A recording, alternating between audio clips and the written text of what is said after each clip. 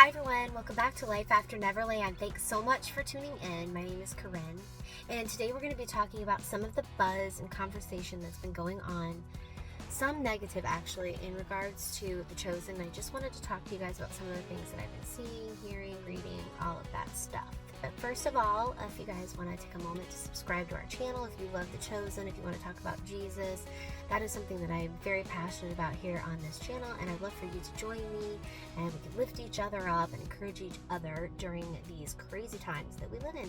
Let me know in the comment section down below if you guys had a great time seeing the first 2 episodes of season 3. If you haven't seen it, and if you have, what did you think? The next thing that I wanted to talk to you guys about is the trailer. And just stating the fact that when Jesus, Jonathan Rumi, said, "I am the law of Moses," some people got pretty upset. It was going all over the internet, as some of you guys might already know. That was something that came out of the Book of Mormon. But anyway, I didn't take it that way. And I let you know how I took it if you saw that video when I was heading over to see the show that night. The next thing that I saw, this just came up on my feed. Okay, do you see this? It's from Now the End Begins. Okay, and it's about Jonathan Rumi, and it's pretty snarky. So I just wanted to read this to you guys so that we could talk about this together. Listen to this. It says, "Gullible Laodicean Christians watching series The Chosen are being led to Mother Rome and praying to Mary by Catholic actor Jonathan Rumi." Now, first of all, I don't know about you guys, but the very beginnings of this article, I think, is insulting. Gullible Laodicean Christians. Well, thanks to The Chosen, I've read the book of Revelation, at least. I read the whole book of Revelation, and I listened to it also, because I know you get some blessings on that one, so I wanted to get that one out of the way first.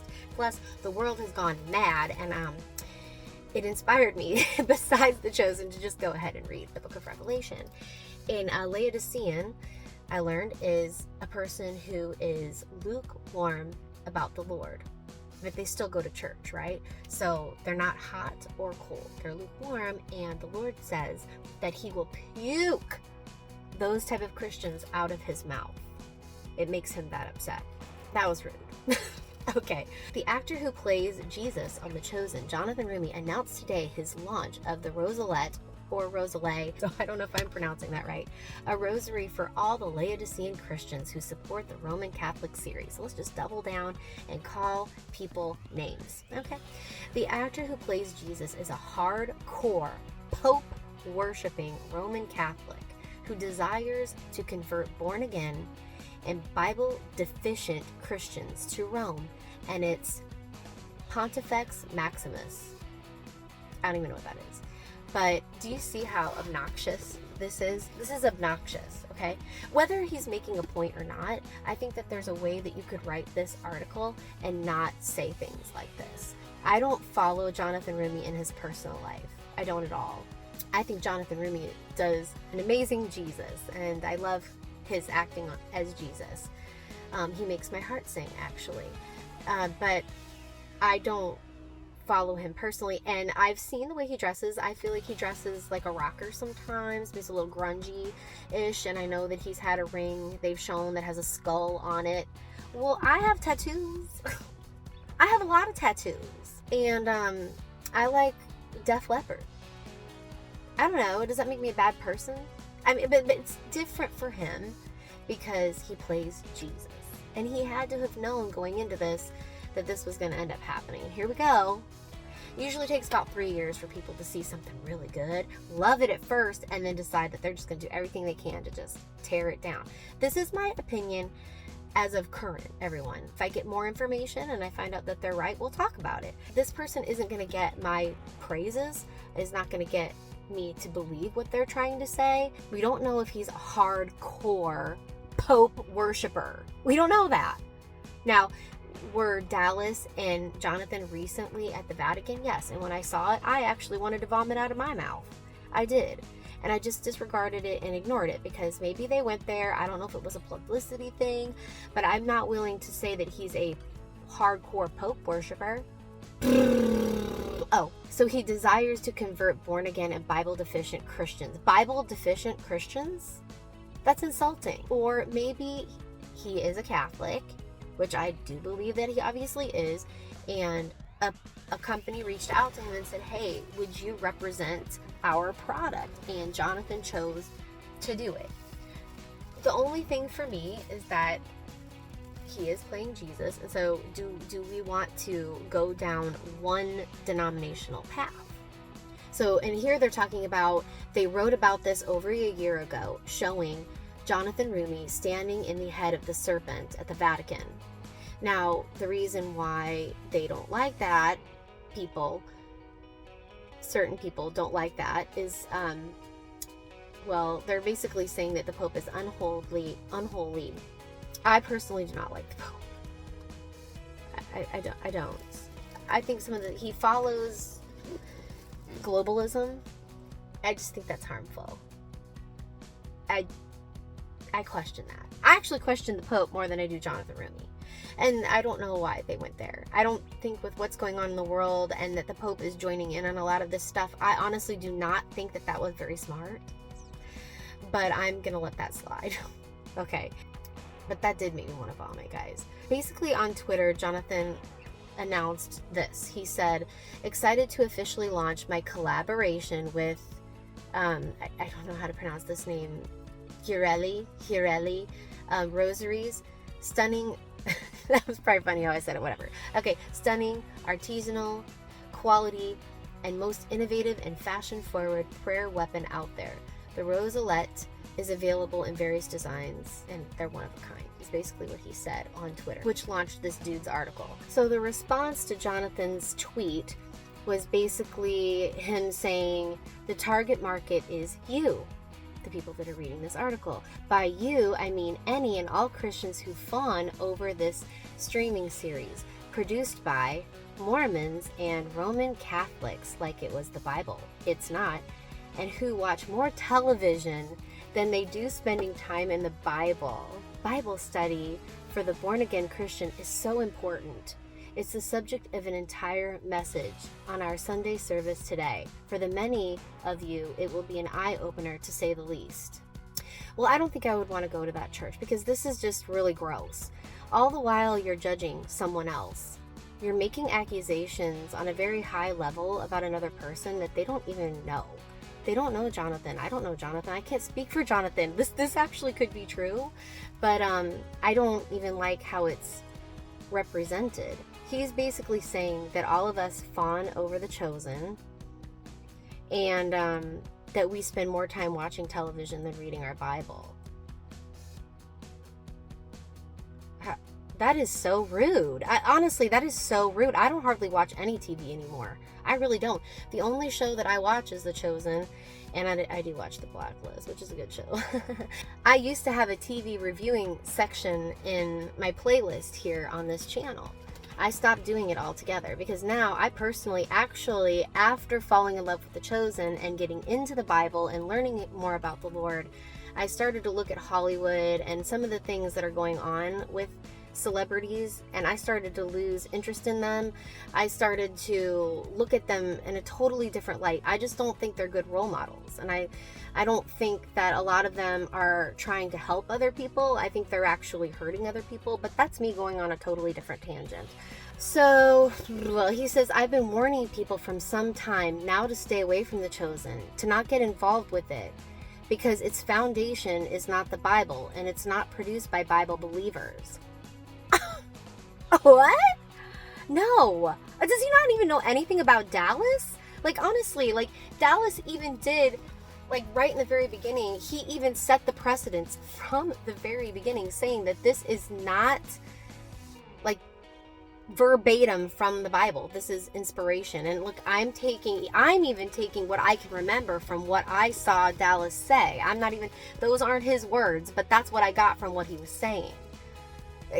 Before he wrote this article, he obviously didn't go into any research about Dallas. And this is why people are dangerous sometimes when they write articles like this and they spew their opinions. And I know I'm spewing my opinion, but I'm reading this article and telling you how I feel about it. But yeah. Anyway, Okay, let's go on. It's filmed on a Mormon-owned production lot. Maybe it is. And the main actor is a Roman Catholic. The whole idea is to get you to think of Romans as Christians. They're not. And to think of the Roman Catholic Church as the church that Jesus started, and it's not. The shiny new roselette, I want to cringe every time I say it because I feel like I'm saying it wrong, from Jonathan Rumi and the Roman Catholic Rosary Company should be an enormous red flag if you're a fan and supporter of The Chosen. A lot of the stuff that's going on right now is dividing people.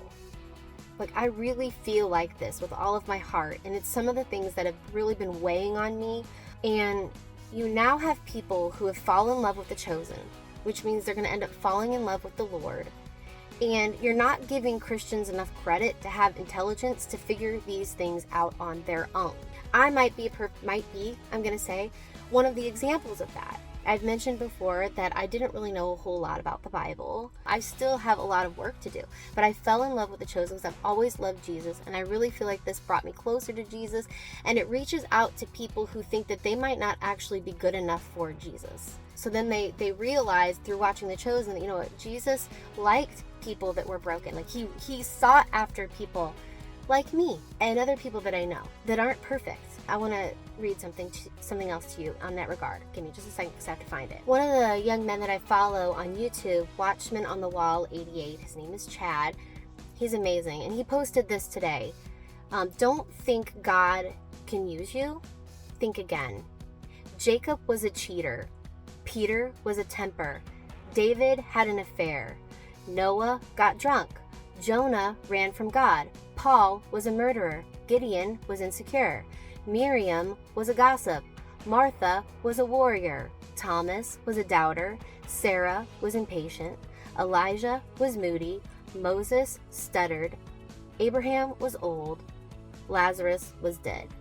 I loved that because those are some of the things that I kind of got from The Chosen. When you look at all of the disciples, you look at all of them and you see that they're imperfect.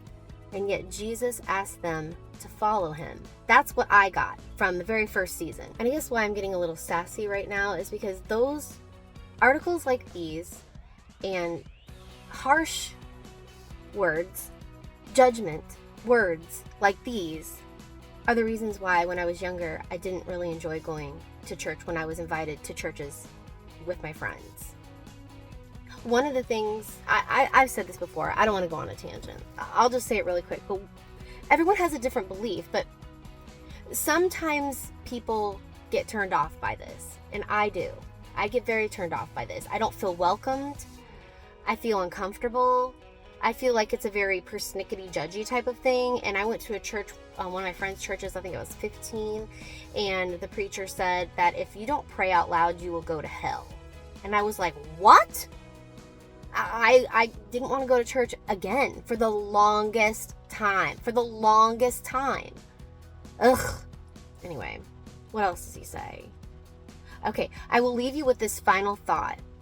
On the site for this rosary, the company that sells this rosary, it says on the same page where you can click to purchase the roselette, there are instructions on how to use it. It starts with, a rosary is a series of prayers linked like a crown of roses sent heavenward. While praying, these soothing, rhythmic, gospel-based prayer sets in the background reflect on the mysteries and miracles of God's life on earth. They're a gift to you from the Madonna herself. And then he goes on to say, if you are unclear as to the direction they wish to take you, you are then told this. Either before or after, the introductory prayers bring to mind any needs or struggles in your life and bring them to Mary. She cares for you like a loving mother and wants to take your needs to Jesus. If you are praying with a group, you can say your intentions out loud so the rest of the group can pray for them as well. And just like that, you're a Roman Catholic with your shiny new roselette. I'll just go and say that. That's what he said at the end, this dude. I just personally feel like you need to go to God. You need to go to Jesus. One of the things that the Catholic religion does that always confused me and that I didn't really feel comfortable with was just the simple fact that you pray to another human being. Or you confess, I shouldn't say confess. I shouldn't say pray. You confess to another human being. That makes me very uncomfortable. Like, to the extreme uncomfortable. There's no human being that's perfect, and so why would I tell all of my deepest, darkest history stories to a pastor that I really don't trust? I feel really bad because there's a lot of pastors that I absolutely love, but I don't know what they do on their personal time. I have no idea. That's all I'm saying. So then they go on to say this part here, it's like letting you know kind of what their media outlet is about. And it says now the end begins is your frontline defense against the rising tide of darkness in the last days before the rapture of the church. If you want people to be led to the Lord, give them the information that they need if you think that they're being misled by Jonathan Rumi. But why do you have to be so rude and condescending? This is a rude and condescending article. The only thing that I can agree upon is that I just don't know I just have to tell the truth. I don't think that's wise of Jonathan to do that, but if he believes in that, then that's great. It's really difficult right now with what's going on in the world and what's going on with the Pope. This is what this is about. More than it is about Jonathan. This is about the end of times. This is about the coming of the Lord and the belief that he is coming soon. And I do believe that. This is about, they don't want people to be misled and start worshiping the rosary or worshiping the Pope or being misled because Jesus could arrive at any moment. And that's dangerous. I'm reading between the lines. These people are trying to be urgent and stuff. I don't think they're doing a very good job for us television watching Laodicean Christians. If that's what we are, then maybe you should help us and make sure to encourage us so we don't go into the tribulation. But instead, they want to sit here and just castrate Jonathan Rumi. I don't like it. One of the guys that I followed had something to say, and I wanted to share what he put out there into the world today because I really thought that it resonated, especially with what we just talked about. He says, it's not our job to convert people. It's not our job to save people. It's not our job to convict people. It's not our job to convince people. It's our job to tell people. The convincing, convicting, converting, and saving is the work of the Holy Spirit.